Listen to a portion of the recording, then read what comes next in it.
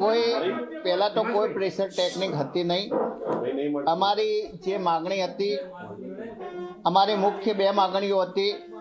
પહેલાં પણ મેં કહ્યું હતું કે રાધનપુરની અંદર જે બનાવ બન્યો છે એ બનાવ એ પ્રદેશ અધ્યક્ષ અને વિરોધ પક્ષના નેતાની રૂબરૂના બંને બન્યો છે.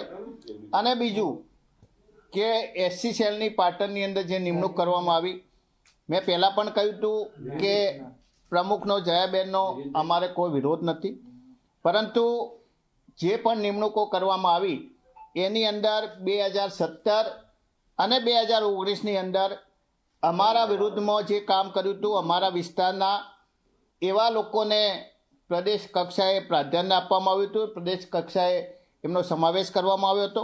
અમારી બે માગણીઓ હતી કે આ બાબતે તાત્કાલિક એક્શન લેવામાં આવે અને જે નિમણૂકો કરવામાં આવી છે અમારા વિરુદ્ધમાં જેને કામ કર્યું હતું એમની નિમણૂક તાત્કાલિક રદ કરવામાં આવે અથવા સ્થગિત કરવામાં આવે.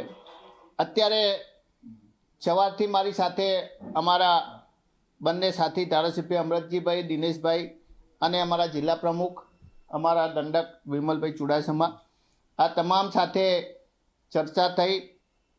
છેલ્લે અમિતભાઈ ચાવડા સાથે પણ ચર્ચા થઈ અને એમને વિશ્વાસ આપ્યો છે કે 4-5 દિવસની અંદર 4 તારીખ બાદ જ્યારે આ યાત્રા જેવી પૂરી થશે એવી યાત્રા પૂરી થયા પછી તમારી જે બંને માગણીઓ છે એ બંને માગણીઓ વિશે અમારો નિર્ણય લેવાઈ ગયો છે. શિસ્ત કમિટીની મિટિંગ બોલાવી અને તાત્કાલિક અમે જે વ્યક્તિએ ચાલુ સભામાં પ્રદેશ મોવડી મંડળની આગેવાનીમાં એમની હાજરીમાં જે પાર્ટીને નુકસાન કરવાનો અને પાર્ટીને બદનામ કરવાનો અને અમને ભાષણ રોકવાનો પ્રયાસ કર્યો તો એમની સામે એક્શન લેવામાં આવશે.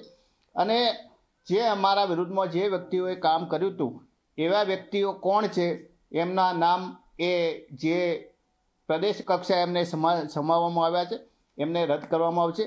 એટલે એમને અમને વિશ્વાસ આપ્યો છે, ખાતરી આપી છે અને એમના વિશ્વાસ અમારા પ્રદેશ પ્રમુખના અમને જે વિશ્વાસ અને બાંયધરી આપી છે એના આધારે હાલ પૂરતું અમે રાજીનામું આપવાનું અમે રદ કર્યું છે.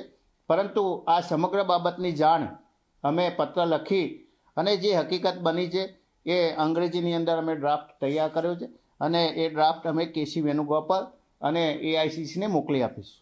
કિરીટભાઈ, આ કોણ વ્યક્તિઓ હતા જે ખોટી નિમણૂક? જે વ્યક્તિઓ નામ જો કે અમને કોણ જે આ પાર્ટીની અંદર અમને કોન્ફિડેન્શિયલ રિપોર્ટ માગેલો હતો, તો પાર્ટીની અંદર અમે 2017 અને 2022ની અંદર અમે નામ આપેલા છે. પાર્ટીની અંદર એઆઈસીસીની અંદર અને પીસીસીની અંદર આવા નામ એ પડેલા છે. કોન્ફિડેન્શિયલ રિપોર્ટ એ પાર્ટી પાસે છે. એ પાર્ટી જ્યારે એ ઉપર એક્શન લેશે ત્યારે અમે નામ જાહેર કરીશું.